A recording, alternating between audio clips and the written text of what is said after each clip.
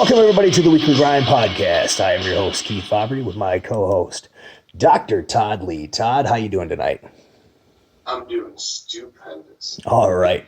And Todd, tonight we have with us, and I love saying this, IFBB Pro, David Reid. Dave, welcome to the Weekly Grind Podcast. Hey, guys. Thanks for having me. Really appreciate it. It's an honor to be on your show. I love listening to it because you've had some really compelling guests on. Justin Compton. Some very good information comes out of your podcast. So kudos to you guys for putting on a good show.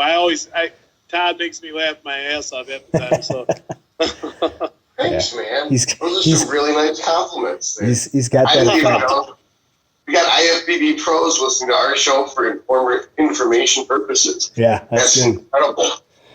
Well, no, Dave, I learn from everybody, man. I keep my mouth shut and my ears open. So. Yeah, that's the best part about this show, I think, is that the fact that we all learn from each other. So I learn something new every week. Todd learned something new. I learned something new from either from Todd or from one of our guests, and and then the people that get to listen to the show and stuff, they learn something as well. So I think it's serving its purpose right now, and I'm glad that you enjoy it, Dave, because I hold your opinion very, very at a very high standard.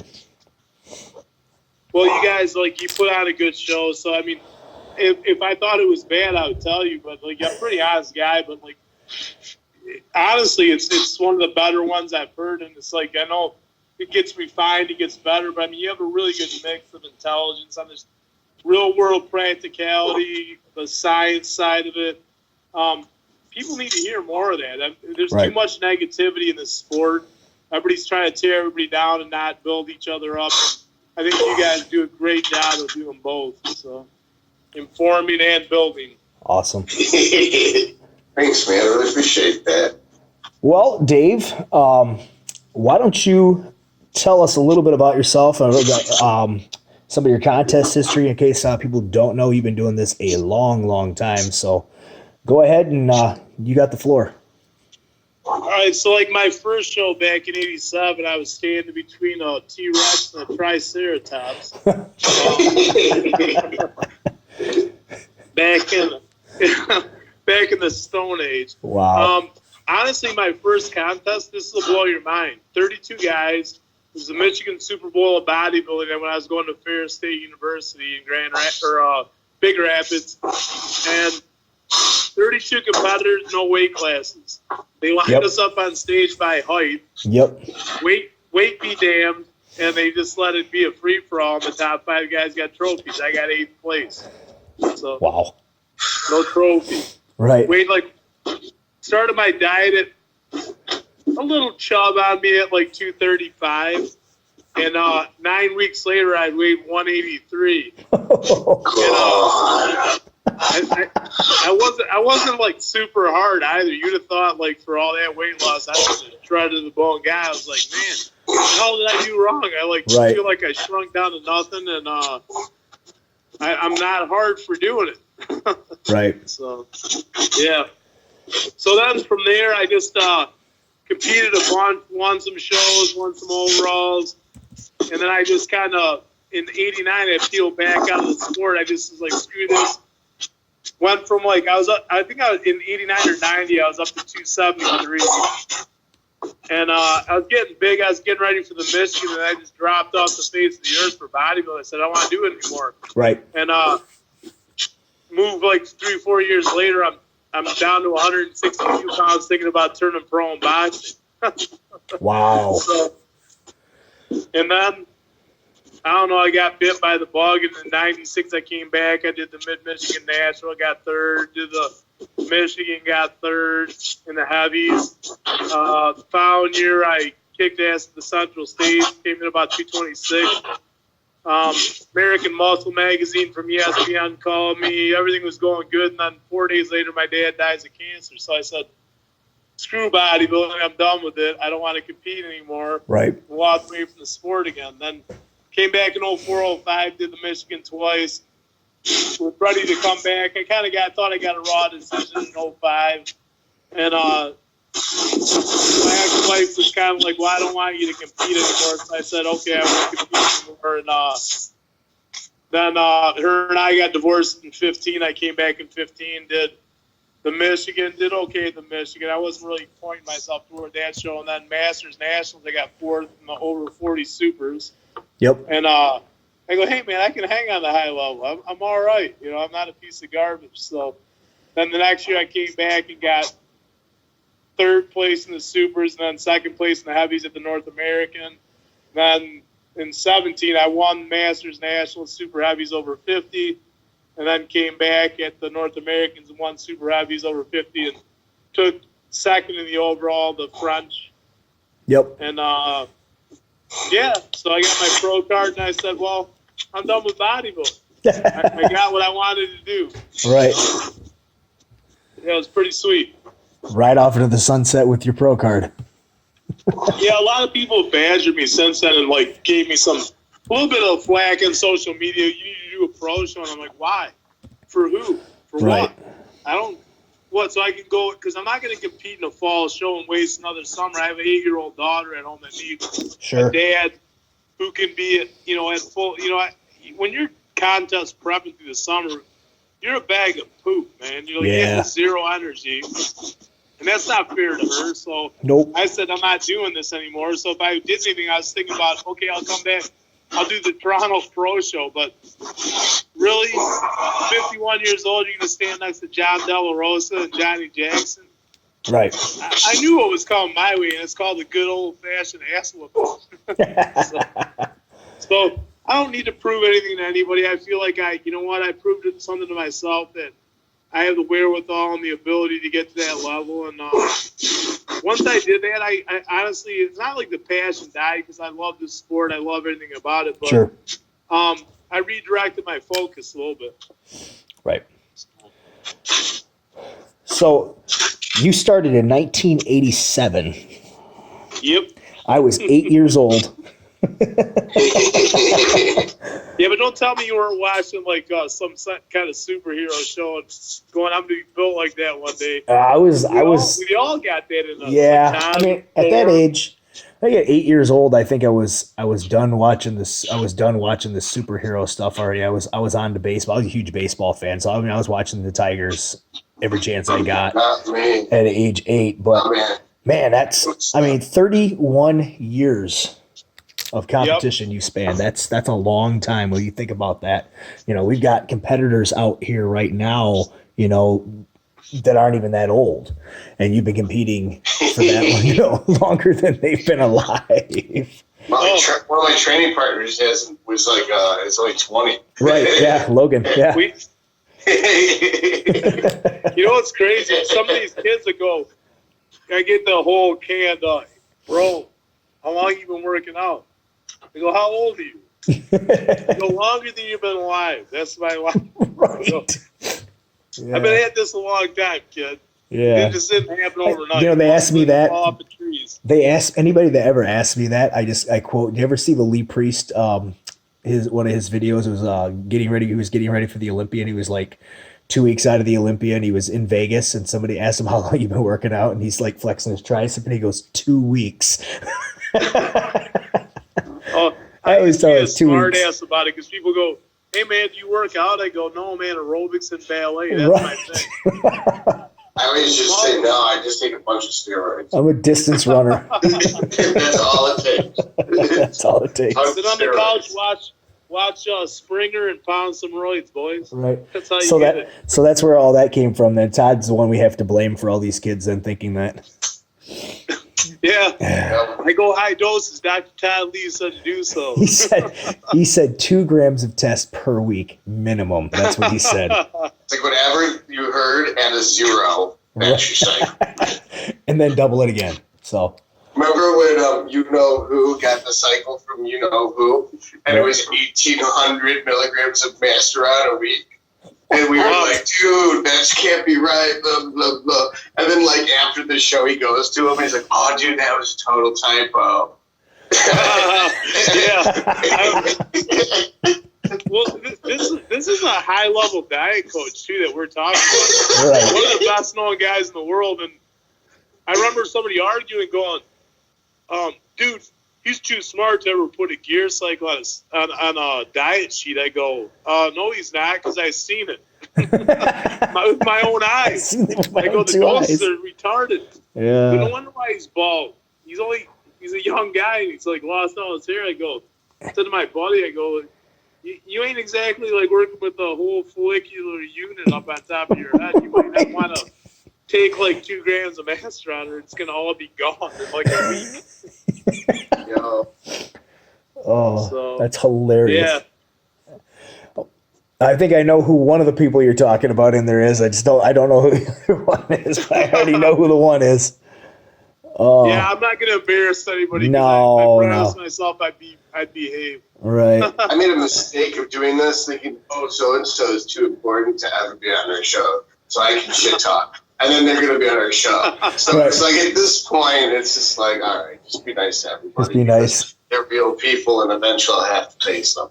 Right. But, Well, it's a small circle of people, and everybody can get a generalization about who you're talking about without coming out and saying it. Right. 90% of the time, especially local stuff, you're like, oh, I know what he's talking about. Right. So, Right. yeah. Yeah, I mean, there's plenty of times that we've talked about certain people on here without naming names, and I'm pretty sure everybody knows exactly who we're talking about. And if they don't, it's probably because they're one of that person's clients and they're just as blind as the rest. So Right. we don't. I'm We'll just leave it alone. I always take the high road. Yeah. It's almost a Scottish thing. You take the high road, I'll take the low road, Right. or whatever. Well, we don't name I names. always We'll take the just, high road. yeah. you're classy. I'm not. I won't say the name. I'll just say, oh, this is an example of what you do not want to do, and then we make an example of it. Oh, correct. Yeah. Yeah. It's like Use these examples. Don't ever do some this. people will tell me something. I'm just like, are you serious? Yeah, I get a lot of that. Like, I'll give you an example. My buddy, who's like a diehard, Ryan Bidigiri, big heart training guy. Just talked to him today. Yeah, Ryan's like, well, this is like a decade ago. Paul Borelson said, I go, correct me if I'm wrong, but isn't Paul Borelson dead? And he's like, don't take advice from but him. his theories, I go, he was like 32 years old and he keeled over. Right. I don't really want to trust a man's theories that lead me to an early demise. Right. I go, he may have been 400 pounds, but I'm sure he's dead. Right. So they buried him in a bigger coffin. I go, at the end of the day, nobody gave two Right. craps about what happened to the guy. No. It's like, that's one of the things in this sport that you talk about longevity, and we kind of mentioned it. It's like some of that stuff is just what I hear is insane. Yeah. It's like Well, you wouldn't take cycle advice or read a cycle of like Andreas Munzer, would you? I mean, the guy literally killed himself for condition. I'm not doing what he did. Yeah. There's no way. Well, you know what? This is more the Andreas Munzer autobiography. Well, when you read, like, I don't know if it's just a hypothetical BS cycle that they put on Right. The internet about him, but I'm like, dude, how much cytidine were you crushing? Like, Oh. You can't even tell that you're having a problem because you're numbing Everything. mechanism in your body mechanistically to take down the pain. I'm going to take some Nubane. I'm going to run some, I'll run some Xanax so I can sleep at night. I'm going to do this. I'm going to do that. And these guys throw together this cocktail of like pharmaceuticals, and they wonder why they're keeling over. It's like, Right. for God's sake, Well, use your head. that was rampant back in the late 80s and into probably the mid 90s. I mean, you guys like Paul DeMeo and stuff. You're talking about the Nubane that were just, they were sticking Nubane, 4, 5, 6 times a day, and it literally becomes like a heroin addiction to where they have to have it or else they get sick. And they don't realize that there's anything wrong with them because they feel fine when they're using it. What's funny about that is for all the performance-enhancing drugs I take, I don't have any recreational drugs, painkillers, or psychiatric medicine. Imagine how normal I would be if I tried. But it's just like I just drown my sorrows like everyone else and Right. cover up pain with pills rather than just experiencing all that life and the joy that it has to offer. But it's like it keeps me from getting hurt like everyone else too. Like I've never had a serious injury. I'll knock on my guitar shop. Right. It's like, oh, Dave knows because Dave trained me in 2015. It's like some of my joints will just start going after a while, and we'll just work around that shit. But at least I'm in enough pain to know, like, hey, I hit my limit. This leg's gonna break in half. Like we got to do something. Whereas if you cover that shit up, I mean, it's just like you're gonna need knee replacement surgery by 50. Right. Well, and that brings me. Let's segue into this. Talk about Dave. Let's talk about some of this stuff here. If you had to go right now and grab, let's use Logan as example there, Todd. Grab a 20-year-old, you see him in the gym, and give him advice about training and such, as far as making it a long time doing what he loves doing.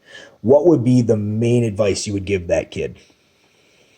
Well, I would say, like, listen, number one, just check your ego at the door when you come in the gym, because, and this is no disrespect to anybody, and I kind of said it out in a public forum to Dominic Trivellini, because he's such a strong and built kid. I'm like, he tended to, for a while, it looked like every video he put up online was him just blasting some heavy ass weight. And I'm like, I've been there. I used to do 10 plate aside hack squats. I did 175 incline dumbbells for 15, 18 reps. Shoulder press with 175 dumbbells for like 5-6 reps. I was a strong guy, but I was like, had I had it to do over again, I wasn't getting the growth out of that type of effort that I should have been. I mean, theoretically, the weight versus, what I was getting out. Yeah, I was ego tripping pretty hard because like the whole gym would stop and watch me hack 10 plates aside for 8 reps, and people were just like, holy shit. I never seen anything like that. I mean, we're talking back when guys weren't moving that kind of weight. And I remember Craig Titus sat and watched me do shoulders one day and pulled me aside when I got done. I was like, 30 years old, and he's like, you're a strong guy. I go, oh, I do all right. And he goes, no, listen, I've been to Venice Beach, trained with all the strongest guys in the world, and I've not seen a whole lot of bodybuilders that can throw weight like you do. You make it look easy. I go, but I wasn't. My friend goes, you guys look the same size. And I go, bullshit. Have him take the sweatshirt off, take a look at him and look at me, and I go, you tell me we're the same size. So what I realized a while back is that, or maybe later, is that it's the quality of what you're doing versus the quantity that makes the difference. And it's like, I'll give you an example. My friend Joe Persante, I think you know Joe. Yep. Guy's blind, does everything for the right reasons. He's a bodybuilder down to the bone. But to watch him, he'll use 35-pound dumbbells, and his arms are bigger than mine. I know they're bigger. I've stood next to him. I was like, never goes above a 35 on a curl. And it's like insane, the translation to the muscle. It's like, never forget what you're trying to do. You're a bodybuilder. You're not a power lifter. You're not there to just, Justin Harris and me talked about it. And Justin was like, had I known how to train legs when I was younger like I do now, I would have been way ahead of the curve, way ahead of the curve. He goes, all them, Justin used to train some insane weights. And he told me, like, doing legs 3 days a week at 315 on squats for 15, 20 reps was better for his development and his growth than when he was throwing 585 up for 15 to 20 reps. So, it's fine. I think to me, it's like, I tell the younger guys, like, listen, man, it takes time to develop a real physique. You can't rush it down the path. You can't drug it, into like being there in 5 years. It's like, you want, and I hate to say his name and say it because I'm not saying it with disrespect, but Dallas McCarver was a prime example. How the hell can you be 26 years old and be 320 pounds? People are like, well, he's huge. He's just genetics. I go, no, it's not genetics. It's something else. When you have a 55,000 nanograms per deciliter testosterone level, Right. Then you know the guy's running 10 to 12 grams of test a week. It's like that translation right there. I mean, that's what I'm afraid of for all these young guys. It's like they just think more dose is better and more is better in every way. And it's like, no, it's not. No. It's not what keeps you in this game. Like I play the long game. Play the long game, man. It's like the only way to go. Otherwise, you're risking your health and everything else. Well, you get back to the training thing. I mean, the main thing that people don't seem to understand, I guess, and it takes them a long time to figure it out, and it takes probably a couple of injuries and some close calls in the gym, is that you can increase the load without increasing the weight. For sure. It all becomes in how, the rep speed, your range of motion, how you're actually holding the weight to the angle. You change one little thing, you change a variable, and you make the exercise either harder or easier. And if you figure out how to make it harder without having to go crazy heavy, to the point where it becomes dangerous to your body, you're still going to be progressing. You're still progressively overloading the muscle, and you're still going to let it grow as long as your nutrition is on point. So and I figured that out over the years. I mean, I was a DC guy for a long time, but it gets to the point where, dude, I'm fucking 39 years old. I can't train like that anymore. Shit hurts for too long. And after like 4 or 5 weeks of trying to overload, I'm done. Yeah, I tried that this winter when I was up to like 195. Keith walked me through, and we developed a special DC training program for me. And I got strong as fuck, but I got hurt as fuck. Yeah. And then I tried to change it up and go back to something more like what you and me would do, Dave, but keep the weight the same as the DC training. And I was able to do that.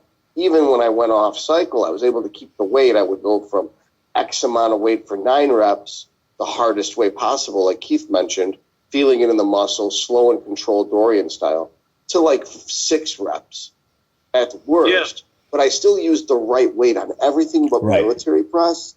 And when I went back on Nandrolone, all that reps came back on everything except for the shoulder press, which I neglected for 2 months. So it's like hanging on to that heavy ass weight, even if it's just 6 reps, keeps the tissue when there's a lack of anabolic signal, it seems, at least in this anecdotal confession. But when you just try to do high rep shit, it just eats it gone. Maybe that's not the case if you're on gear with the high rep stuff. Well, but when you go off of gear, you got to keep the weight heavy if you want to hang on to that tissue. And I've always, a lot of guys go lighter when they go off gear because they're afraid about getting hurt. I've always said that the best way for a natural bodybuilder to train is to train heavy, to train in a lower rep range, not go completely to failure, stimulate the muscle fiber a different way, break it down, and then pump that muscle full of blood on your next couple exercises and get the hell out of the gym, because there's really no reason, because you're not going to recover. And I've always said that with natties, is that, dude, you only need to train 3, maybe 4 days a week, and you need to go in there and you need to hit that muscle maybe 2 or 3 exercises, and that's it, and get the hell out of the gym. And I've always said that. Train as heavy as you can it's safe. Make sure you have good form, but don't overdo it. If you don't have the recovery, you can't go in there and do 40 sets of legs. It's not going to work. It's not going to work for you. You hit the nail on the head, which is recovery ability. And, I propose that people overlook that variable in training more than anything else. And it's like, they talk about, I can do this, I got this amount of strength, I'm explosive, I'm this. But recovery ability it's kind of like intelligence. And I don't want to offend anybody when I say it. It's like you have people from genius IQs down to mentally handicapped people in the spectrum. Well, you have the same thing in recovery ability. You have people that have they're challenged in recovery, and there's genius recovery people. The genius recovery people can hit a lot of exposure and weight and load, and that's where I think sometimes genetically there's a differentiation, and people are ignoring that fact because they're thinking it's a drug. No, this guy recovers faster. His body metabolically is more efficient at fixing micro trauma to muscle tissue than yours is, and his nervous system is more efficient, and he can activate more motor units, stop thinking you're just because you look somewhat like the guy next to you, you're not like the You're guy not next him. to you.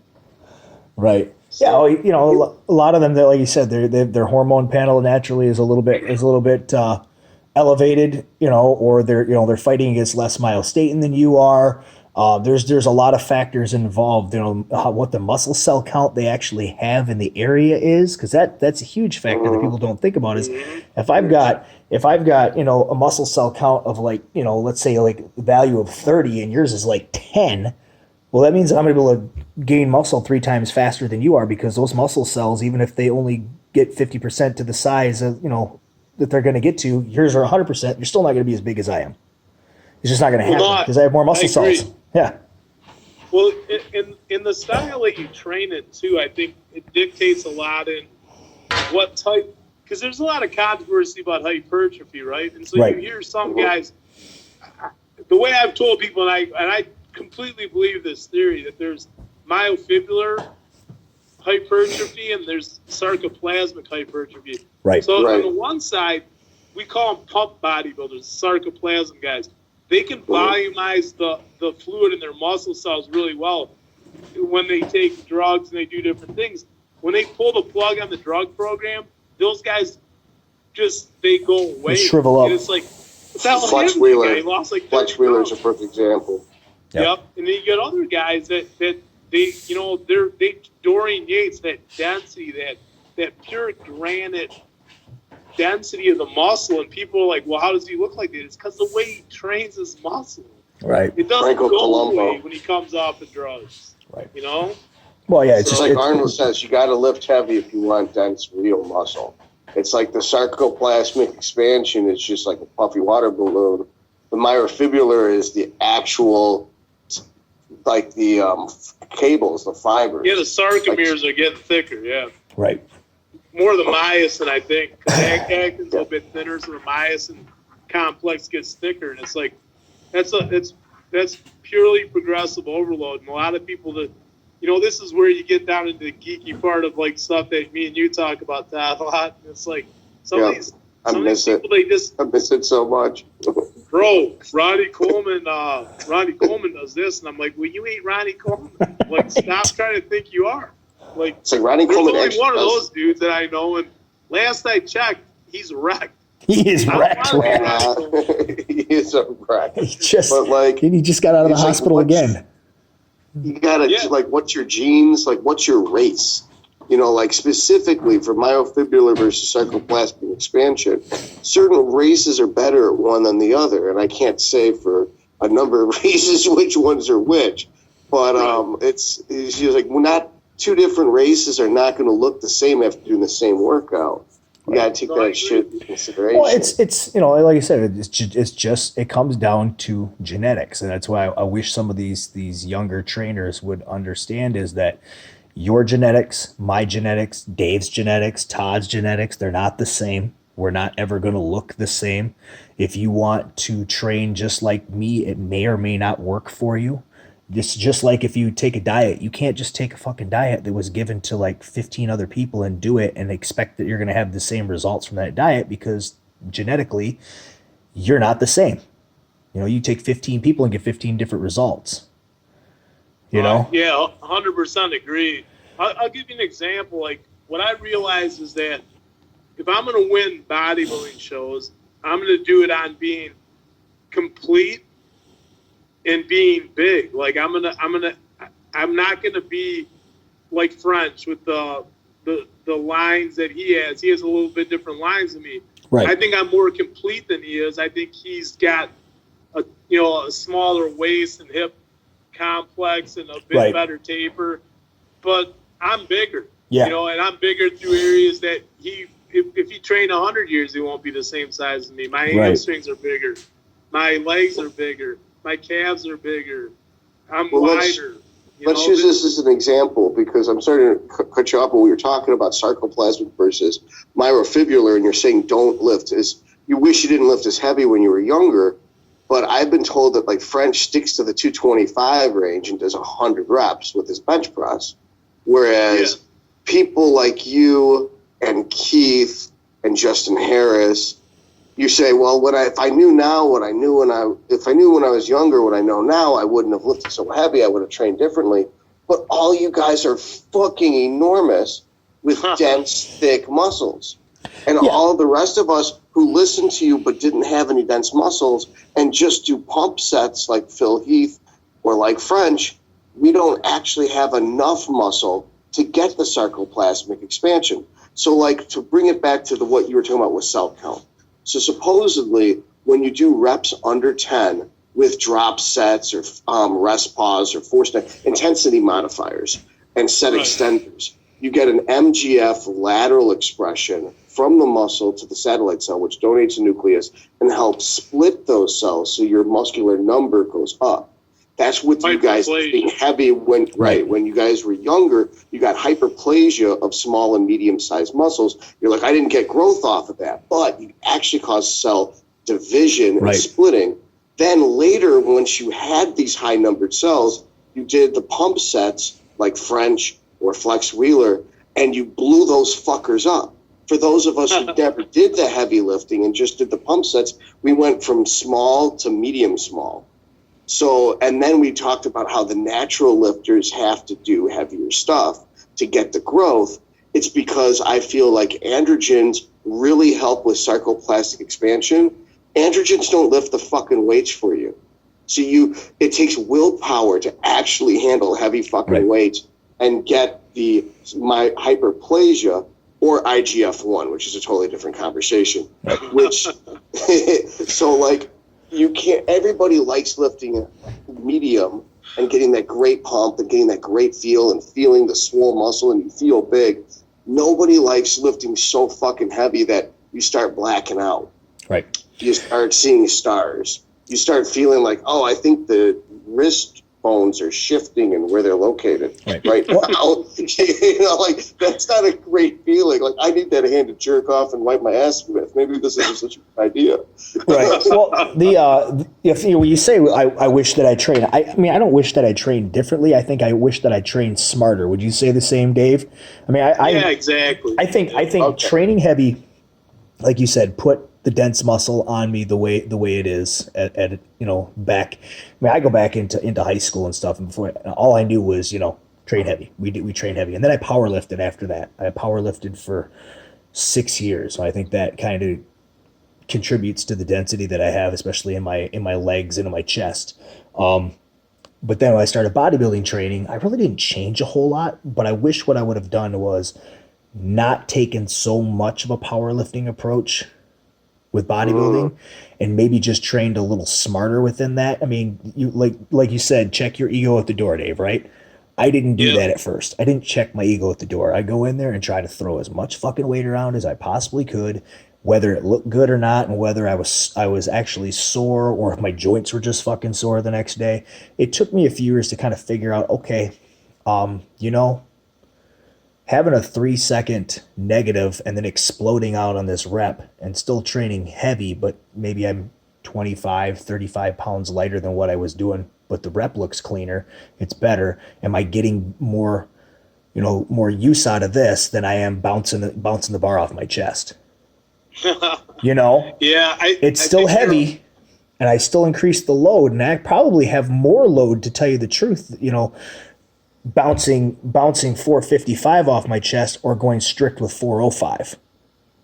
I agree with you. I think that because I've had this conversation with these young guys and they're like, because they start reading everything and they and it's a great thing. They go on these forums, but you got to be careful with information with what you're reading. Yeah, these young guys are like, I'm going to try some mountain dog training. I'm like, it's not a good idea. And I've had this conversation with 19, 20-year-old kids. And they go, yeah. What do you mean? Oh, John Meadows. I go, John's tailored his training to be more something that a 40-plus-year-old bodybuilder is going to derive good benefit from. I go, you guys don't even know how to use bands or chains. Stop buying them and bringing them to the gym because you're starting to piss me off. Right.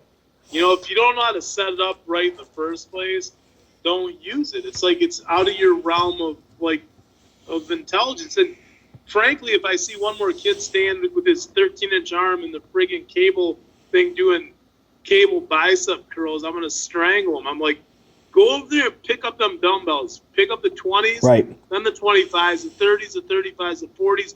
When you get up to 60, you can curl that thing with some strict form, 10 reps an arm. Then go over to the bar and put 150 pounds in the barbell and curl that. You don't need to screw around. For the next decade, spend that time in the free weight section. Then you can come back over where you see the big guy doing the screwy cable curls. He doesn't need to do those curls because he built it already.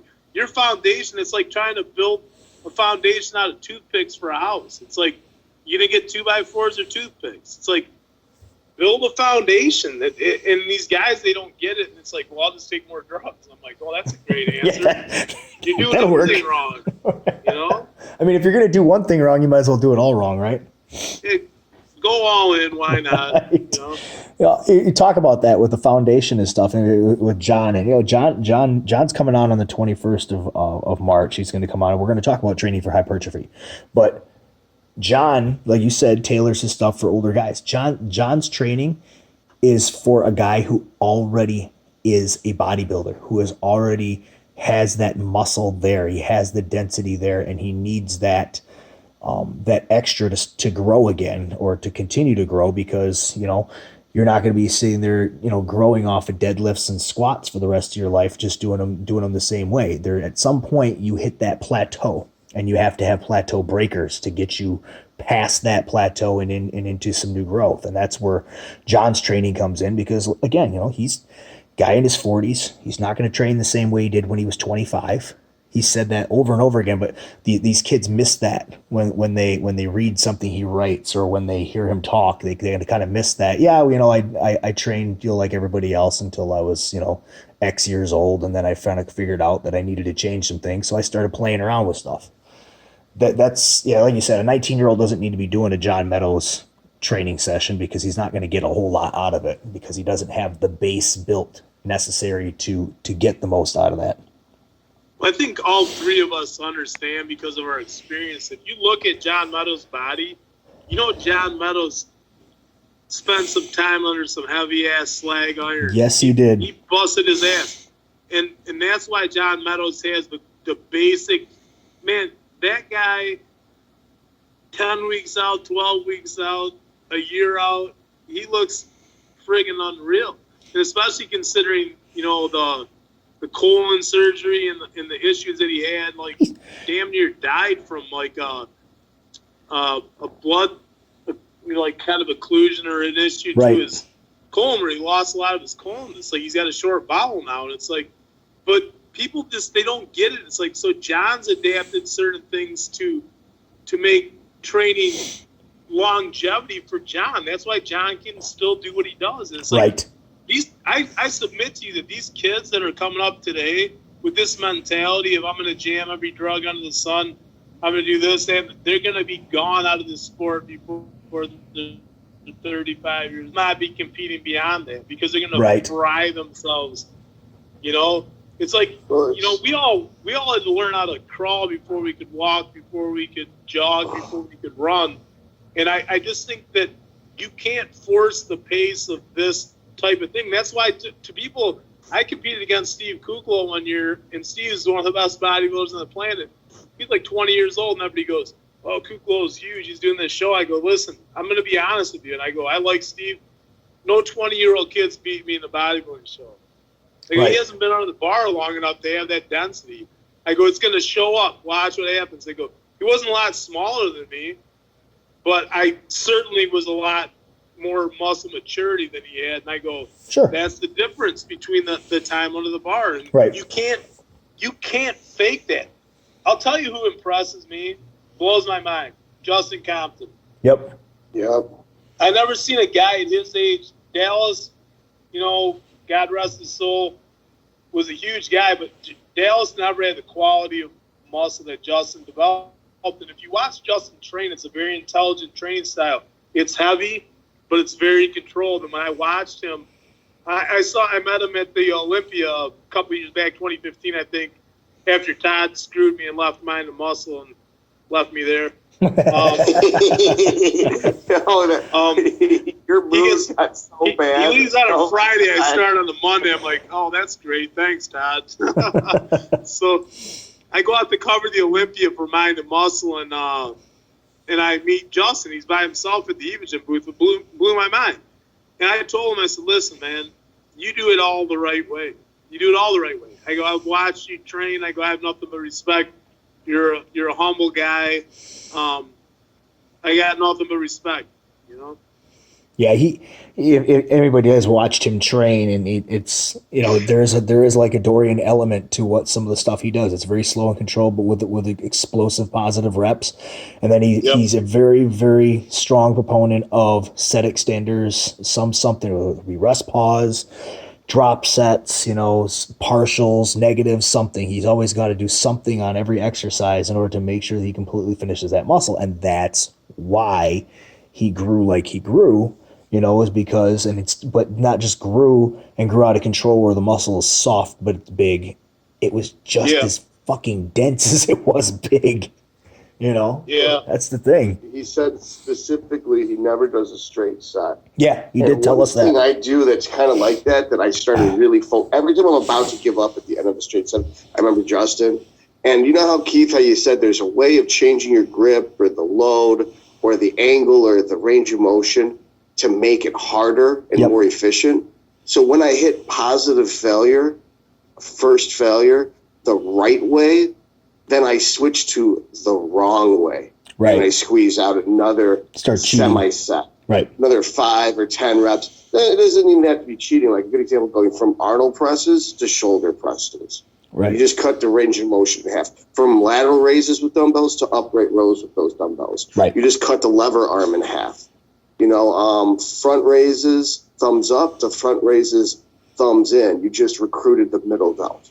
You know, it's just like auxiliary power, diverting energy from the shields to the engines, whatever. So I love having him on the show because, like Dave, it's really intelligent, in-depth conversation about the nuts and bolts of hypertrophy. Right.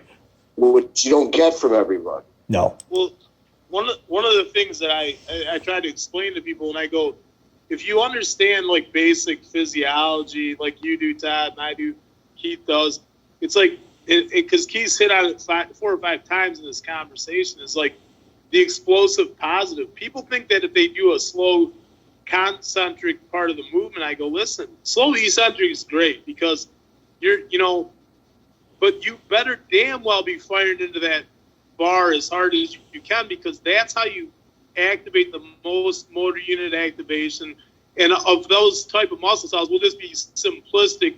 So I think the Japanese have broken it down to like 32 different types of muscle cells, but type 2A, 2B, type 1s, right? So the 2Bs are the explosive fibers, the 2A are the intermediate fibers, and the 1, you can train the 2As to be like or 1 like, depending on what type of training you apply to. Those are those transitional fibers. Right. But if you explode into the bar, you activate the largest ones that have the most hypertrophy potential. And it's like people they miss out on all this because they're just like, they're so caught up in learning about the real part of how the body works, number one, so that you have an understanding of how this all comes together. It's like, and nobody does that anymore. It's like, unless they can get it like on a show like this, video, the conversation, you know? Ben Pakulski But you teaches can't show graphics on a video. You can't show graphics on a podcast. So I tell people, check out my muscle fibers article. Check out my muscle fiber types article. Right. And because I even quoted Dave on the hamstrings, never go into double-digit reps on hamstrings. They're so white fiber-based. You use them for sprinting. They're not postural muscles. I always like said quads, They're motility, or calves. Those are all support muscles. So they have to be red fibers. So if we go by colors, the 2A or 2B are white because they have no oxygen carrying capacity in the form of hemoglobin in them, and the red are not white because they don't have glycogen. They have myoglobin for storing oxygen to be used with the fat globules. You could call the transitional fibers as pink. So if you use them for explosive force, they're going to get more glycogen. They're going to turn whiter. If you don't use them for explosive force, they're just going to shrivel up, and the glycogen is going to leave them, and you just created a more shitty red fibers. Right. And the other part about what you're saying is exploding into the bar. To put it in physics, it's force equals mass times acceleration. Yes. So the more acceleration, the mass is fixed. The 225 bar is still fucking 225 pounds. But if your concentric phase takes 1 second, not 2 seconds, you just use double the force. Right. I mean, it's actually 4 times the force. But the point is that by exploding that bar up, the faster it goes, the 1 over the positive number, that means that's how much more force, that's how much more trauma is done to the muscle, that's how much more motor neuron units have to be fired, that's how much more strength you accumulate. On the way down, the eccentric phase, because we talk about explosive force on the way up, that's concentric. The eccentric phase, the negative part of the rep, that's where you tear the sarcoplasm that we mentioned earlier, and that's where like arachidonic acid and prostaglandin, I believe F2, lay down new muscle tissue for healing. That's what the soreness comes from. Right. So you tear up those actin myosin cross bridges because you get that tetanus, but the tetanus, like the failure of the muscle, and at that point the cross bridging just tears, and it's like the only way it can respond to that is to get thicker and stronger, right? So that the next time you apply the same amount of force, it's built a little better for it. Right. That's why, progressive overload works, but at some point, the mass side of the equation can't continue to go linear, so you need to be able to accelerate and have a more efficient nervous system to be able to move more weight. That's where, Keith, your powerlifting background, that's why you're big and strong, because it didn't come because of like happenstance luck. It's because you have good genetics towards it. You busted your ass. You have a work ethic, and you did things in an intelligent manner. We don't always start out that way, but all the guys who've gotten to a certain level of like figured out the process. Well, you're touching on the fibers, and once they break down and they have to rebuild. I've always said that it's like taking a piece of metal that's welded together and you bang it off a table as hard as you can, and it breaks. Are you going to weld that 2 pieces of metal? Are you going to weld those back together with the same size weld, or are you going to use a bigger weld? Right. I'm going to use a bigger, stronger weld. Well, your body works the same way. It makes a bigger, stronger weld when it fixes those cross fibers and makes them stronger, so that the next time you go in there and you bench 405, they don't break down as easily. So you overload it and you do 405 for 8 one time. The next time you should be shooting for 9 or 10, so that you tear those cross fibers down again, so that you have to force them to rebuild. But the problem is that these, some people, you see them in there doing it and they're just so stuck on a damn number that they'll start bouncing the bar off their chest to get that 9 or 10, and they don't actually lift the weight. Yeah, it's all about momentum. Yeah, it becomes inertia is what it becomes. We're just energy and motion, and we're going to use it to our advantage, as opposed to taking the bar down nice and slow, coming down in a nice negative, so that we're not only are we taxing the positive strength, we're taxing the negative strength, which is actually your strongest strength that you have. Right. Pausing for a second, flexing that muscle that you're trying to lift with it, so you engage it, and then exploding through the rep as fast as you can. That's the proper way to train, as far as I'm concerned, for building muscle. Ben Pekulski teaches that, where he teaches you on some of his videos, and even shows it on a bicep curl, where the guy comes down real slow into the curl. He gets down to where he's fully extended, and he tells him, flex the tricep first, so that the bicep has to contract when you move up. Right. And then lift the weight with the bicep. Yeah, you have to understand the reciprocal inhibition, and right. And how like if you fire a muscle on the other side, you relax the one, but then with the stretch reflex, it's going to come back even harder. Exactly. Your Golgi tendon organs, like, they don't like to be overstretched, so they send like through the muscle spindle fibers. There's a whole chain of events that happen, but it causes force to go higher, and a lot of these it goes back to you got to learn. You got to learn your craft, and a lot of people don't. They just get in there and they become robots. Like they come in. I'm gonna follow Ronnie Coleman's program, and I read such and such. Like, well, good luck with that one. Yeah. 'Cause there's only one of them dudes I've ever seen. So. Yeah, and he's not doing so hot right now either. So no, he's broke to pieces because I mean, you know, and I have nothing but respect for him because oh God, yeah, but he lived it to the edge. I mean, this is a man who, you know, like to borrow a phrase, you know, the devil's always going to come and he's going to collect his due at some point in time.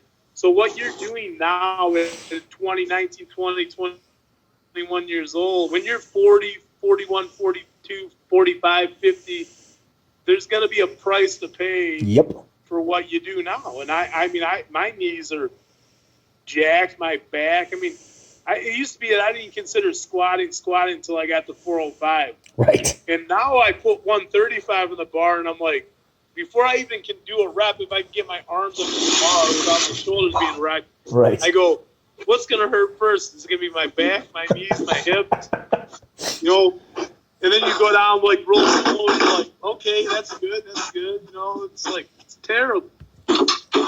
Yeah. So, yeah, 135 hurts more than 405, that's for sure. Oh. This is the first one.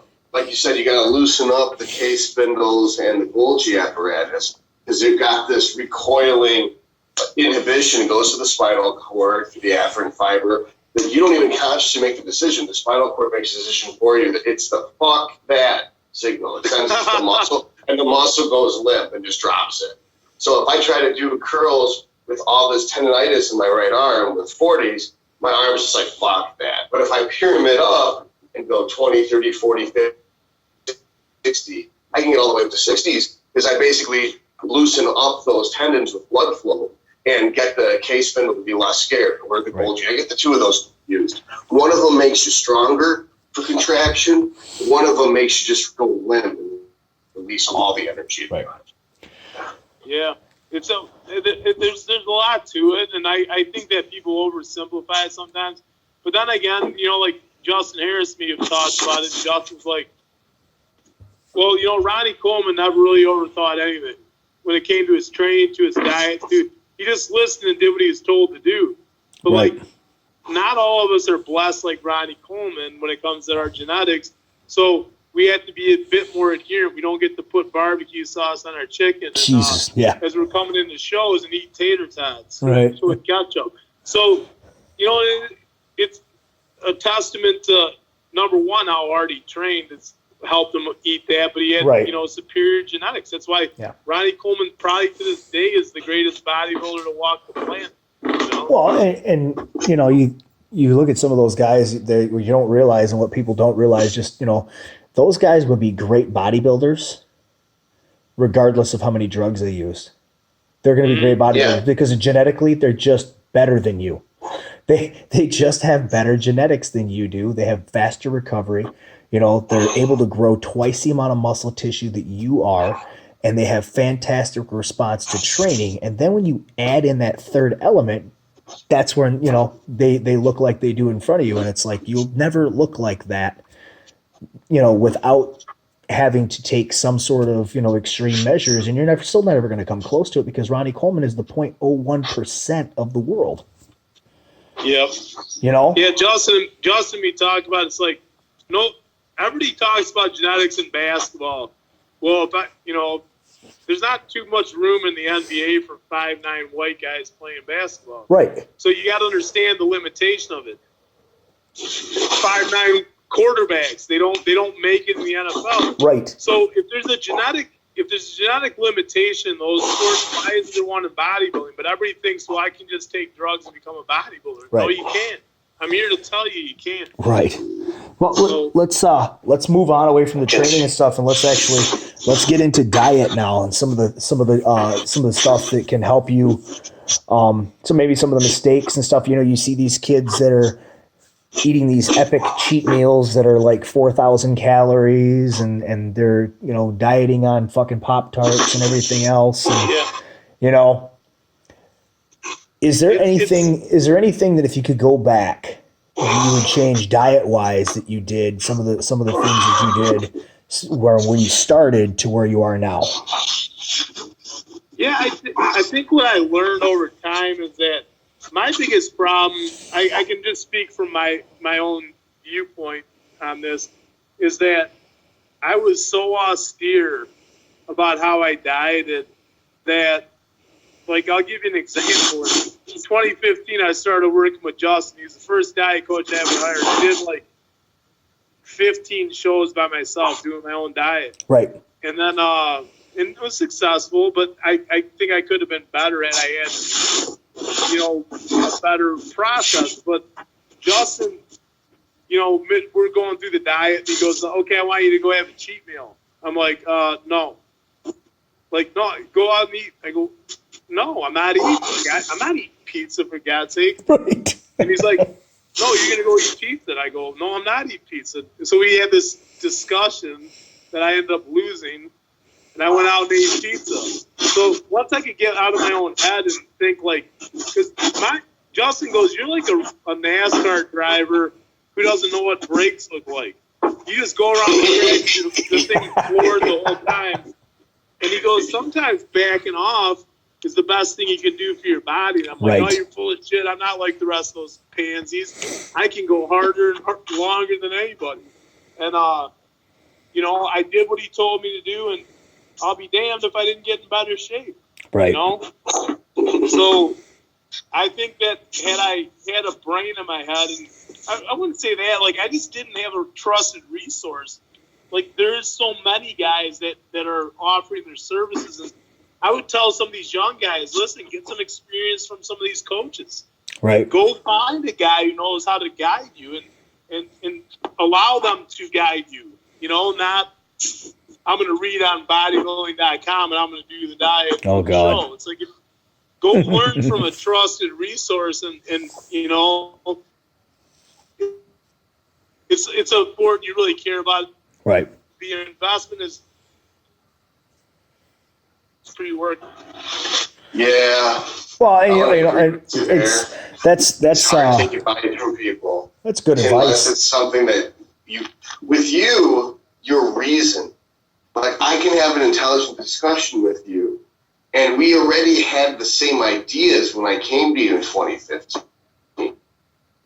Right. It's like when you get someone else, and why they do what they do, it's just their coach, they bought some fancy diet from some fancy guy, and so they don't understand it. They just change the diet. Like, you're 180, I'm 240, so you get 75% of what I get. Right. And that's pretty much your coach. Then when you have questions, they get mad and yacht because you're like, okay, you mispronounced half the words in that sentence. I don't know if I should really take this guy seriously. What's up for my body? Right. So it's like you guys have to, like, find somebody that knows their shit, that's successful in the sport, that can communicate with you, not too over your head, but definitely at least at your level, and that can push you. If you need pushing, you might be in the wrong sport, Right. But if you're having a particularly bad day, they can both snap you out of it and put you back on track. That's Right. a more reasonable. Right. Than, Yeah, that's great advice. Fine, but you gotta you said, Todd, you gotta be careful who you hire, who you trust to give you that information as far as whose diet you're following, because there's a lot of, like you said, there's a lot of crackpots out there. You don't go on Instagram and buy a diet from somebody. It's not gonna work. You're not gonna learn anything that way. But it's like the Wild West, the snake oil sales. It's there's bad. so much bullshit on the internet, and when people tell me, I harken back to the Paul Borelson with Ryan. He's dead. Yeah. There is no future in his diet plan or his way of methodology. He can't amend it at all. He can't do anything with it. It is what it is.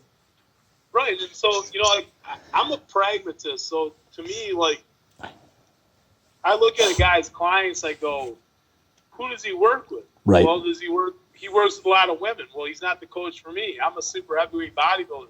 And right. The problem that people don't get is, like, if I don't care who you are. You can get somebody peeled in at 176. That's no problem. Try getting them peeled in at 225, 230. Yeah. And Yeah, that's a whole new world. Dave. And There you go. find a coach who knows a super heavyweight's body, not well, I know this chick that I'm gonna go to Nicole Wilkins or something. Like Nicole's I guarantee a great coach and understands this thing really well. But I'm not sure she'd be the best fit for a 250-pound bodybuilder. You know? Right. Justin Harris, I trust Justin because I don't think I've ever met a smarter human being than Justin Harris. And he's just crazy enough, too, on the other side. Because, you know, when you're very smart, like, you can be mad genius. We know Toddlee. He's on the phone. But it's like these people, like, you have to be able to, like, at some points in times, you can be so over-analytic about what you're doing that simplify the process. And, like, Justin, to me, it was like, it wasn't hard. There wasn't a zillion adjustments. It was just like, okay, we're in a carb cycle. We're going to do this. And everything turned out perfect. It went the way, you know, like, the end was just fantastic and brilliant going into North Americans and, you know, Masters Nationals. He made, like, on-the-fly adjustments. It was like no diet coach I've ever worked with where people are like, call me in like 3 hours, send me pictures. He was like, give me your blood glucose reading at the last carb up, Yep. and then I want a blood glucose reading 15 minutes before you eat again. Yeah. You know? Yeah. So your blood glucose is 106. I want you to salt the food, cut the carbs in half. I want you to cut the protein portion out of this. Then the next time, your blood glucose 77, perfect. Take the full carb load in, keep the salt out, do this. It's you know, when you work with somebody that's truly professional and understands what they're doing, it made my life easy because I'm such a prick on myself. Like, I would be eating 300 calories, doing 3 hours of cardio, and training like a banshee if I had my way. Right. I'm like, I can suffer better than all of you. You're pussies. You're all pansies. It's like, you come into the show. I mean, bro, you looked great a week ago. What happened? Yeah, what happened? I may have over died. I'm not sure. Yeah, that's what Justin Compton said when he was on. He was on the last time. He goes, you know, you see these guys, they're, you know, they don't know when to back off with their training and their cardio and stuff. He says, you know, they'll be 4 or 5 weeks out. They're 240 pounds. They look fantastic. You see them 4 weeks later at the show, they're 190 pounds, and you wonder where the fuck did 50 pounds go? Yeah. No, it's so true. It's like, I remember the one year I was like 235 on Thursday, and my body decided it was a great idea for me to take some, what did I take? Demodex. It's like in the Lasik family, loop diuretic. Oh, Jesus. He told me, cut water on Thursday at noon. Good advice. Yeah. Well, that's me being stupid, not like using my own brain. I'm like, oh, yeah, well, what the hell? I'll try it out. About 205. So I cut water. On Saturday, I weighed at 218. How much? 218, 17 pounds lighter. Smaller and softer. Oh, yeah. Yeah, because my one buddy saw me, he goes, because you're flat. What the hell happened to you? I go, what do you mean what happened to me? And he goes, you don't look tighter. And you know what pissed me off? I went out to Red Rob with my ex-wife. I had a cheeseburger, 2 baskets of fries, and 6 Diet Cokes. I go back to the night looking like $1 million. Right. I'm like, son of a bitch. Because you had fluid and sodium in you. Yeah. Dude, the more sodium that went into my body through all the damn Diet Cokes and the burger and stuff. Yep. I unbelievable how fast my body spun back.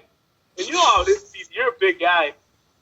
When you flatten out, You flatten out. it's a pain in the ass to fill back out. Yes. You know? So Yeah. I think with diet, like, I just wish I would have known a little bit more. Because back when I was starting out, man, there was no whey proteins. There was this collagen protein that tasted like I think I'd probably rather eat a pile of dog shit Right. than drink this protein. I used to gag at it, like in the sink for like 5 minutes. I'm like, I'm gonna get bigger. I'm gonna get bigger. Right. How long is protein? Like they couldn't even. I mean, so these kids nowadays, all these like s'mores and Jesus freaking Christ. pumpkin spice. I'm like, these pussies don't even know what real protein tastes like. You were eating tuna. What's funny is Dave was they eating brought tuna fish right out of the collagen can. they brought collagen back, and they convinced women that if they drink prop collagen, they're going to have less wrinkles. I'm like, does that mean if I chew a hair, it's going to make my hair growing thicker? And then they just look at you and they don't get the joke. Dude, they were killing dinosaurs to get the kneecap cartilage for me to have my front. Right. Back when I started out. Oh. I'm like, there was 2 supplement companies, Beverly International and NSP. That was it. Yeah. You like the horse pill aminos and the beef liver pills? Yep. Pound them things down. Brewer's yeast. Dude, you smell like a friggin' methane gas plant. Oh. Between the beef liver and the friggin' aminos, you're like farting up the storm. You smell like Right. I can't even barnyard. Oh. For God's sake. And you're probably eating tuna fish right out of the fucking can. You know, yeah. that's if some of these kids, if they actually knew what kind of went into back then, what it took to gain that kind of size. I mean, you're eating fucking tuna fish out of the can with maybe some mustard on it, but probably not. You're taking liver tabs, brewer's yeast, Oh yeah, the eating crazy shit. pounds of fucking Now these chicken. fruit cakes, they go, if it fits your macros, I go, what? Yeah. The hell's that? Yeah. Oh, wait, so you can have a ho-ho? Bullshit. I go, listen, man. People tell me, I'm getting in really good shape. I go, for a bikini girl, you're in good shape, but you're not going to win any damn shows eating ho-hos and milk duds. Sorry, guy. That's not the way it works. There's some sacrifice involved in this thing, and it's like, Right. I don't get people. I'm like, if it fits your macros. Macro dieting like that works great for bikini because of the way they need to look on stage. I think it's a healthy living diet, which Todd, we've discussed that before, that you add cardio to. For bikini, that's the way to go. It's probably the easiest and best way to do it. But for a bodybuilder, it's not going to work unless you're just some genetic freak that gets lean regardless of what you do. Unless you're a guy who has tapeworm syndrome and you need to have those ingredients in there to hold whatever size you have. But most of those guys are 160 fucking pounds soaking wet anyway. So you're going to get shredded to the bone because there's mostly bone on you. Well, it's like the keeper with carb backloading. I go, oh, so that's a license to eat shit, right? Like, right. I get it. The way I go, and if Keeper's picture in this book is supposed to be some enticement to why to do his diet, look at my abs. I go, what? They're photoshopped in, airbrushed or whatever, and they're not even impressive. I'm like, no, that's not the kind of condition I'm looking for, dude. I'm looking for they took the cat that you dissected in high school and took all the skin off of it. That's the look I'm going for. It's like, transparent. Yeah, carb backloading is great. It works great as long as the carbs are clean. Just like anything else, it'll work as long as the food you eat's right. That carb backloading shit diet that's designed to make fat people less fat. And I'm like, well, if we didn't contaminate the post backload with fat and we kept it just carbs, this shit should work. And you got to be selective about what you put in your mouth. Right. If you're eating Krispy Kremes post workout, you go eat a box of Krispy Kremes and you're putting carbs and fat, you're just putting more fat back in your body because your body's going to burn up the glucose first before it burns up the body fat. It's going to store the fat. That used to drive me nuts when I used to talk to Jordan about that. Jordan used to get buttery. He's learning in the off season not to do that because remember he'd go off in them epic binges with they had 12 creams. I go, I can't tell.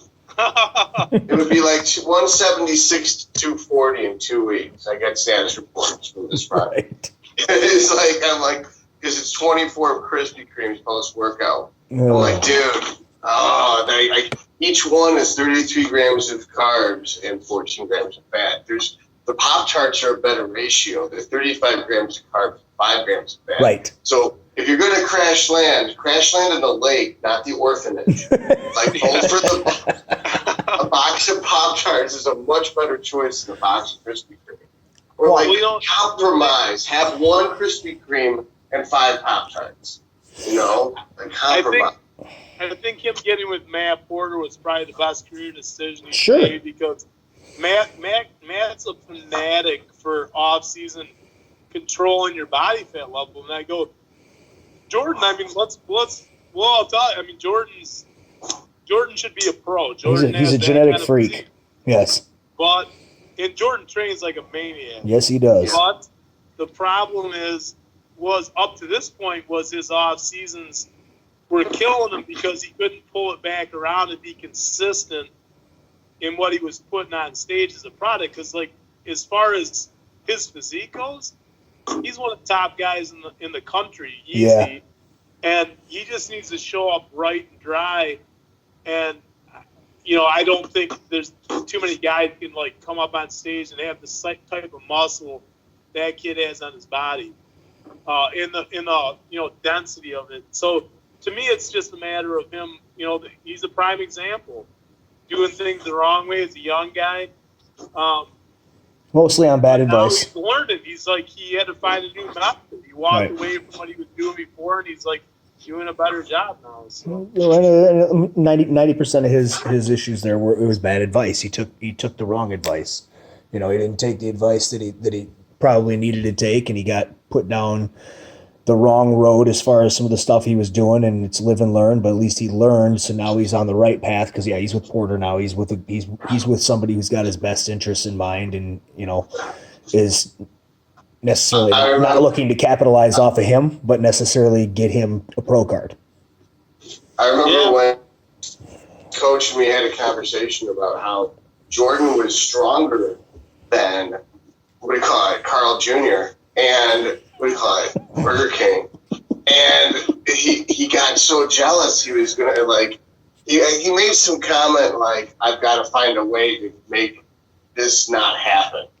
Like, he was so more concerned with his own self and his own business and using Jordan to make himself famous and sucker more kids in and letting him give them drugs, that he didn't actually give a fuck about advancing that athlete.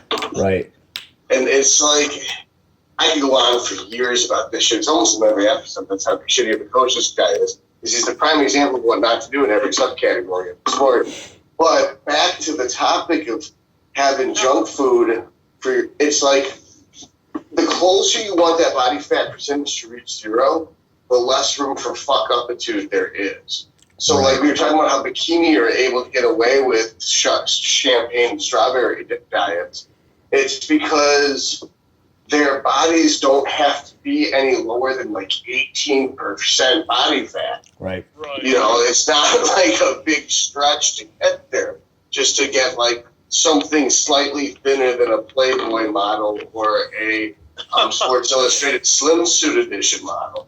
You don't have to get, like, Victoria's Secret scrawny to do bikini. No. So with bodybuilding, you have to be inhumanly shredded. So there's no room for the body to say, hey, I want to take some of these calories and stick them in this fat cells. You're like, fuck you, body. And he's like, I'm shutting off my fucking adrenal gland so I can't produce cortisol with this Winstrol. Then I'm going to clog all these cortisol receptors with Anadrol. Then I'm going to shut down all of my SHBG with Proviron. Then I'm going to shut down all my aromatase enzymes with Letrozole. Then I'm going to change my nutrient partitioning with Trenbolone. Eat a dick, body. It's like you fucking manually fine-tune every goddamn biochemical reaction that takes place inside the body. Why the fuck would you go and then eat donuts or Ho-Hos? And then mix saturated fat with sugar, so the insulin just goes, and just shoves the fat into the fat cell. There's no logical reason to do that at all. No. But it tastes so good. It's like, if that goes through your head, wrong fucking sport. No, I agree with you. Like, one of the things, like, I don't really even eat bad food now. People are like, do do you ever like eating this? I go, I don't really care about food, to be honest. I just don't. I go, it's not something that comes up on my list of, like, priorities during my day. I'm like, oh, man, I should probably eat, you know? And so I have, like, a protein shake or whatever the hell it might be. Or, you know, or I go get some chicken or something. And people are like, you know, you got to be regimented when you do the sport. But it's like, some people, I'm like, you call yourself a bodybuilder, and all you do is you can't wait to eat crap. And I'm like, that's not how, you know, what about your health? What about, you know, your heart? What about those things, you know? Like, Yeah. That's the things that always concern me, you know? I like a little bit of junk food here and there, too. Trust me, I've had my days where I'll go have a binge on something, but it's few and far between. Like, I prefer to eat clean. I feel better when I do. I feel more vibrant, energetic, and healthy, to be honest. Well, and I think that, you know, there you just touched on it right there. You feel better. You have more energy from eating clean, and that's something that as you get older, you start to learn from doing this. with the younger guys and stuff, and girls, they don't seem to understand as much that every time, you know, if you've been eating clean for a while, you eat garbage like that, you fuck up your digestive system for a short time, and it doesn't make you feel very good. As you get older, you realize, well, I don't really want to feel like that, because it gets worse as you get older. I've also found that the more you eat clean, the longer you eat clean for, the less craving you're going to have for that food, because you just don't have it introduced into your diet. I mean, estrogen or no estrogen, you know, conversion and having those levels raised, you know, which will cause you to have some of those sugar cravings and stuff. And Todd, we've talked about that before, but yeah, craving plus estrogen equals fuck up the dude. Right, but if you don't introduce anything sweet, it's not in your brain. You know, Right. You don't introduce anything like that. It's not something you're going to think about. So, Dave, when you say, like, I really don't think about it because you're eating clean 95% of the time, and even your non-clean shit probably isn't like super sweet tooth stuff. So you're not introducing that into your brain. I found that out. And, you know, if I don't want to have any issues with sweet cravings, I don't put any kind of fucking artificial sweeteners or anything into anything. I'll drink just nothing but water. My coffee is black, you know, when I get to that point, because then I don't have to worry about those cravings, those cravings that come out and pop up when you're fucking 3.5 weeks out and you're dog tired and you're doing 2 hours of cardio a day, you know, and you just, you know, you get those cravings that say, okay, shit, I just want anything sweet right now. What can I stick in my mouth that's sweet but you don't have those if you don't do any of that along the way, you know? I used to do sugar-free halls. Sugar-free halls and menthol just clears out your sinuses. I don't have. Breathe better when you do your cardio. Yeah. You burn more fat, you deliver more oxygen. You know what's crazy is because, like, Keith hit on it. It's like people, like, they've done studies on rats. And they addicted rats to cocaine, and they let them be addicted to cocaine. Then they introduced sugar to them. And the rats went after the sugar before the cocaine. Yeah. They gave them an electric shock if they wanted to get the sugar. Yep. I'll be damned if the friggin' rats didn't go after the sugar still. And it's like, Go after the it sugar. triggers the nucleus accumbens in your brain. So the more crap you put down your throat, show me any example where sugar's isolated in nature. It's not. Yeah. It's never isolated in nature. People go, well, it's from sugar cane. I go, it's a stick. It's a stick, you moron. Like, you can strip the sugar out of it, dry it, and then take it. I go, the only reason why high fructose corn syrup was ever developed was a Japanese scientist, because the commodities market was so up and down. If Brazil had a bad year and the sugar went sky high and the cost of food, so they tried to stabilize food by making this slurry of high fructose corn syrup. And, wow, we can do it cheap, so we'll just shove it in everything. And now you got a country full of fat people. Yep. They're like all addicted to it. You know, it's like, yeah. And then guess what? The pharmaceutical industry's like, hey, you need statin drugs, fatty. Yeah. You need some blood pressure medication, fat boy. Oh, and you can't get it up? You need some of our Viagra. Yep. It's like, you know, create customers for life. Dude, it was hysterical. I was once in the ER, and I got some patient, and she had drank like 3 2-liters Orange Crush, and she's diabetic. and fat as fuck, and like can't even talk right, missing teeth, just real class act. Right. And I'm just like, you can't drink this. And she's like, why? I'm like, it's got sugar in it. She goes, what do you mean I can't drink sugar? Like, You're diabetic. You can't drink sugar. You're diabetic. And so her doctor comes in, who is my chief resident, and she's overweight too, right?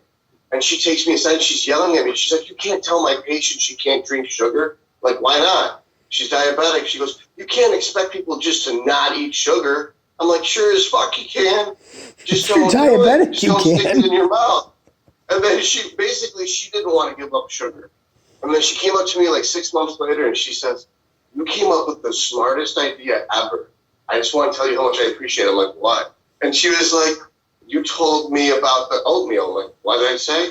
And then she's like, I said, I have to have at least 300 carbs for breakfast. The serving of oatmeal is 300 calories. And you said, then don't have the whole serving. And I said that? She's like, yeah, it's the smartest thing I've ever heard. And I'm thinking, this is a fucking doctor? Who's like, so. Right. And she counsels other people on diabetes. And she's like, as wide as she is tall. Very sweet person, lady. Dumb as a brick. So it's like, the question is, what the fuck happened? What the fuck happened that people don't have like third grade math skills? How the fuck can you not understand you can divide 320 by 2? Right. It's not a zero. It's even fucking numbers. You can divide it just fine. It's like, what the fuck happened? That it's almost like you don't have footless podiatrists. Why the fuck do you have unhealthy doctors? It's like, because the whole fucking country's unhealthy. Yeah. Well, listen, there's an epidemic. It's real, and as bodybuilders, we all know the way to eat, and like to be healthy. And it's like people like talk to me, and they're like, "Well, what are your bloods like? What are your blood panels like?" I go, "Well, last one, my cholesterol was 120. Yep. My friggin' triglycerides were they're down like 25. My HDLs were 57. My Jesus. LDLs were like, they're so low." And I go, actually, but here's the problem. When your cholesterol is low, below 150, all-cause mortality is higher. I go, I got to start pumping some shitty fats into my diet because I'm going to kill myself. Yeah. Wait, what's the mechanism of the all-cause? Okay, what's the mechanism that your all-cause mortality is higher because of low cholesterol? Is it just the people are so malnourished? No, and that it's older? I don't think they know, Todd, to be honest. It's kind of like teetotalers die before people that drink 1 to 2 glasses of wine, who die a hell of a lot less than people that drink 4 or 5 a day. Right. Like, it's a J curve. It gets so steep on the other side. So it's like, they don't know, like, alcohol for some reason helps people live longer, probably because it thins the blood down. Right. It's like an aspirin effect. They're the rare motherfuckers that have moderation. Yeah. That's why they live longer. Right. They can do something, but not all of it. I can have part of the bottle, not the whole fucking bottle. Because my ass can't do moderation. That's why I don't do drugs. I don't hunt, because then I start hunting people that are stupid. So it's like, does are beautiful. Deer are beautiful. People, a lot of them are fucking hideous. So, and they're stupid and mean too. So, I mean, why not just hunt people? I'm sure the meat would be more tender. There's more fat in it. Jesus. So the question is, it's like people who have moderation in one thing have moderation in other things. Like my dad used to say, a pig in one thing is a pig in everything. Right. If she's shoveling food in her mouth as fast as she can, she's probably greedy and a cheater too. Yeah. So it's like you just stay the fuck away from people who don't have moderation. So if they can't drink just 1 or 2 glasses of wine, they have to drink the whole fucking bottle. They're probably a complete mess in the rest of their life. So people who have really low cholesterol are probably really malnourished. They probably just don't eat at all. Like some people, when they get older, their appetite just goes, and they have like 2 or 3 eggs for over the course of the whole day. They eat like 3 hard-boiled eggs and a cup of tea. So their calories get so low they have no cholesterol. Right. Because they have nothing to make it. What are you saying? No, but you're What are you so saying, healthy. You're got a 57. So that 57 cleans the fuck up out of that LDL. You've got like a chick HDL. That's how high your HDL is. I've never heard of a dude, especially over 50, who's got muscle and shit having a 57 HDL. That's crazy. Cholesterol's lower than mine. Jesus. Mine was No, mine was That's 160. 57 HDL. My total was like 162 the last time I had it checked. Yeah, well, you know, it's crazy, and it's like, you know, some of that's just genetic. And Oh yeah, of course. But I mean, I do eat a really clean diet. Like, it's just how I feel better. And people at work are like, I go in the break room and they all hide their food. Like, Right. I don't give a damn what you eat. Sure. Whatever you want. Yeah. You know, it's like not my business. I don't care. You know, but like they like look at me and they always got to say something about what I'm eating. I'm like, Yeah. What do you care? You eat chicken again? Yep. Chicken Yep. again. I get that. I get that all the time, Dave. All the time. I'll sit there. I'll heat up my food and stuff, and somebody will go like, "What are you eating? Chicken? Broccoli? Yeah, I am. Again? Yep. And that's why I look like I do, and you look like you do, and that's why I'm 39 years old, and I feel like I'm 25 years old, and you're 25 years old, and you fucking look and feel like you're 80. It's because Exactly. I'm not eating for taste and eating for pleasure. I'm eating to fuel my body. Well, you know, Which is what it's meant for. I've told people the same example. I go, you think the lion on the Serengeti plain in like 110 degree heat, humidity, is going, man, I got a taste for some antelope today. I got this fat warthog with a broken leg over here that I could eat with no effort at all, or I could chase this silly thing around the plains for the next 2 hours till I exhaust it and eat it. Because I got a taste for antelope. Right. No, it goes over and eats the warthog, and then it takes a nap. So it's Actually, he sends his wife out, and she goes, brings him back, but he doesn't do shit.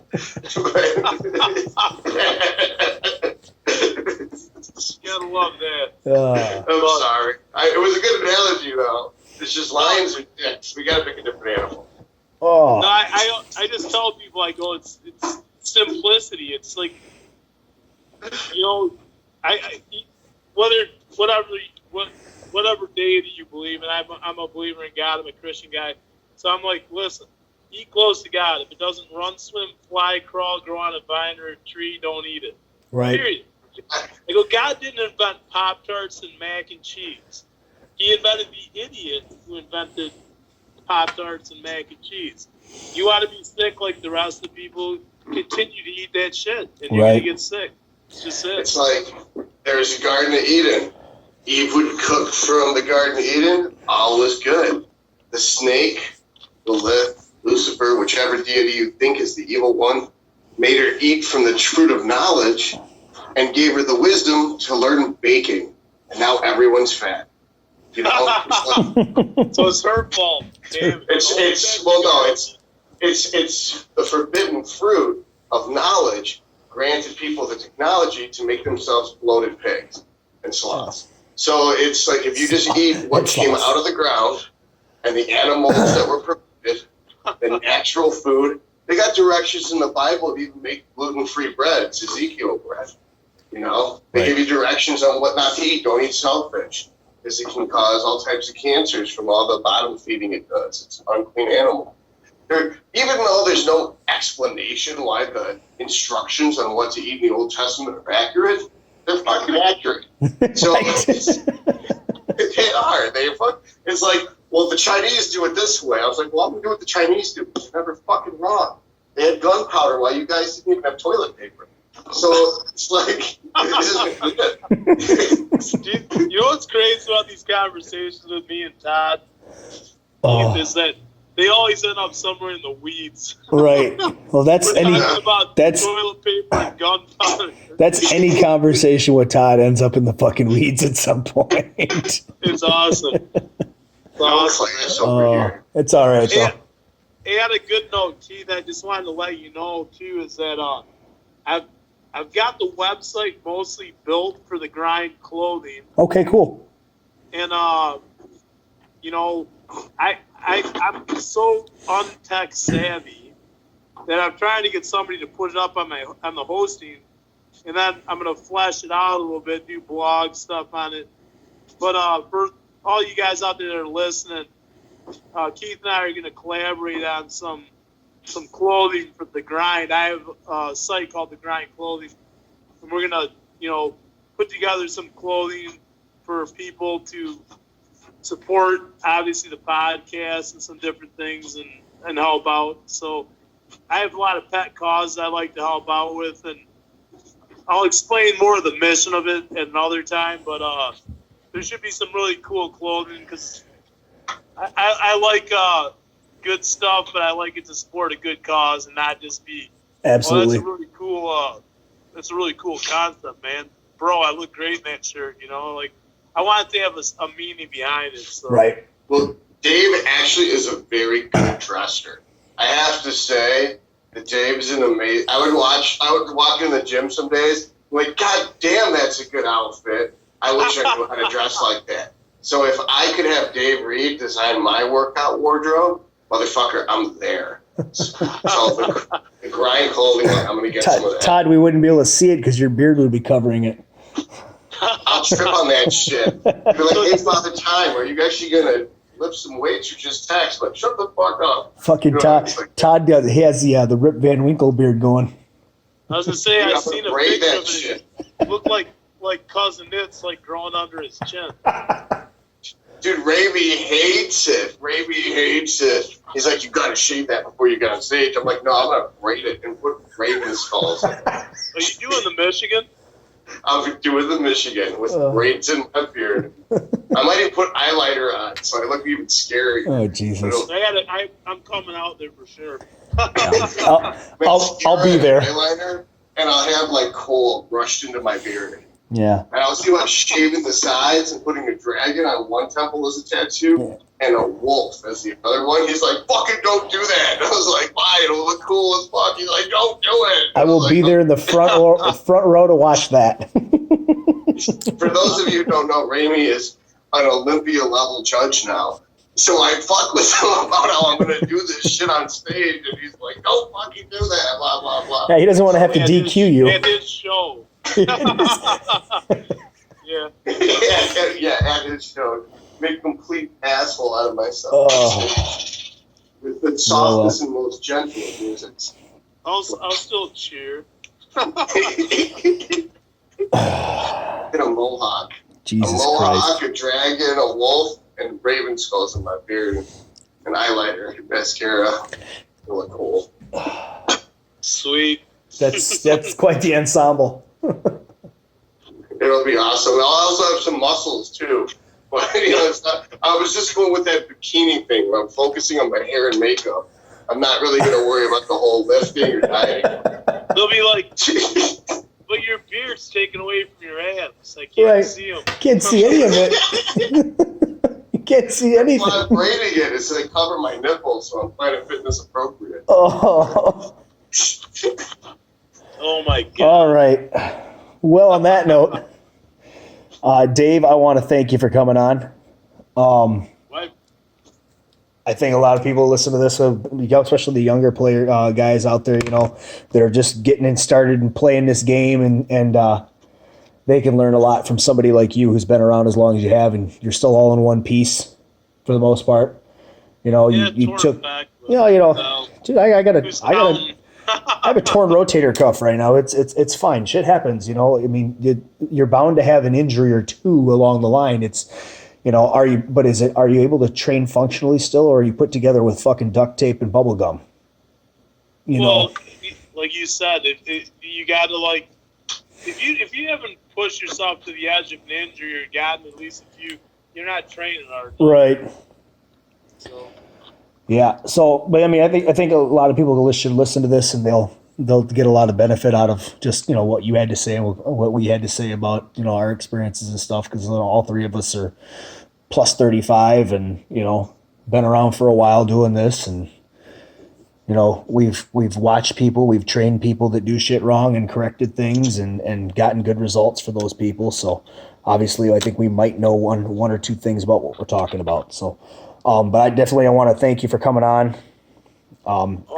Great show, man. It's probably one of the better interviews I've done, so I really appreciate you doing it. I had fun. Yeah. I had a lot of fun. I had a good time too. You guys my husband's splitting here in Tampa, doing this sales training stuff, and great stuff. But my head was just like ready to implode. So this was a welcome departure from that. And, Right. I have nothing but respect for you guys. You run a great show. I really appreciate the opportunity to speak, and hopefully all the kids don't go, that old man don't know what the hell he's talking about. All right, let me do a little bit more on this. Because, okay, one, for those of you listening, this guy was a boxing camp in Denver with Mike Tyson. Yep. That's the level of athlete. We're talking like Olympic level boxer. And he did football, I think lacrosse, every fucking sport that if you wanted to be a solid rock and get launched out of a cannon and punch a hole through a bunch of humans, that's the type of sport he would do. Wrestling. So he is a consummate athlete. That's why it's Ideal Athlete on Instagram if you want to follow Dave. Is this motherfucker knows everything. That you hear him talking this technical shit about pathophysiology and about pharmacokinetics and about kinesiology. He's a registered dietitian. Yep. So his degrees are in nutrition. This is how smart he is in other crap. So he's like an all-around Gandalf of bodybuilding, although I stole his beard. You did steal his beard. Yeah. No, I appreciate the compliments. Thank you. I don't know if I'm all that. I try really hard at things I do. I didn't consider it a sport unless you could hit somebody. Well, I mean, wasn't into tennis or anything that's docile. When I played golf, I tried to murder the ball. So. Right. Spoken like a true Aries. Yes. There you go. So. What about somebody told me? I think you told me we're the assholes of the zodiac. No, Aries are pretty bad. It's the Scorpios are pure fucking evil unless you're giving them sex. And then with the Aries is they're hyper and physical. Capricorn, like Keith, are just the perfect consummate males. And I'm like the moon princess. Cancers are basically the mother side. I try to take care of everyone. Best supplement sweet. of Valhalla. Who knew behind that giant beard there's some sweet guy? Right. It's a heart of gold, stabbed 1,000 ice picks to the point of just scar tissue. As we talked about with the immune system earlier. There you go. All right, next week we got Nick Trigilli coming on, IFBB Pro. We're going to talk a little bit about his battles with anxiety. Kind of took him off stage for a little while, but he's back with a new website. Worldclasstrainers.com. I think it's WC-training.com is what the actual website is. He's going to talk about that. He's got his own podcast that he's going to be doing with Phil Viz. So he's going to come on and talk a little bit about the anxiety thing. I was actually going to extend the invitation to Phil as well, even though me and Phil have had some words with each other before online. I don't hold any grudges. So I mean, the guy's pretty knowledgeable. He's a knowledgeable guy, and he seems to have toned down some of his acts. So I'm going to actually extend the invitation to him as well. Have them both on next week, but because they are best friends, and he would know Nick about as well as anybody. So we can get a lot of perspective on that anxiety and how that affects somebody, because I think that's something in bodybuilding that we kind of overlook a lot of times is the background of a person and their private life. We don't really understand that what goes into some people's private lives with work and with obligations, and how the stress of that can weigh you down and affect your training, affect your diet, and really affect your overall quality of life. So we'll have him on next week, Todd. We'll talk to him. But Dave, again, thanks for coming on. And anytime you want to come on, brother, just let me know. We'll get you on right away. I really appreciate it. Thank you, guys. You guys have a wonderful night. I'm flying back tomorrow. Looking forward to seeing my daughter. All right. Awesome. Well, man, good catching up, bro. You too, man. For Dave Reid and for Doctortoddlee. I am Keith Fabbri saying this has been the Weekly Grind Podcast, sponsored by Valhalla Labs at valhalla-labs.com and musclementor.net. We will see you later. Keep grinding.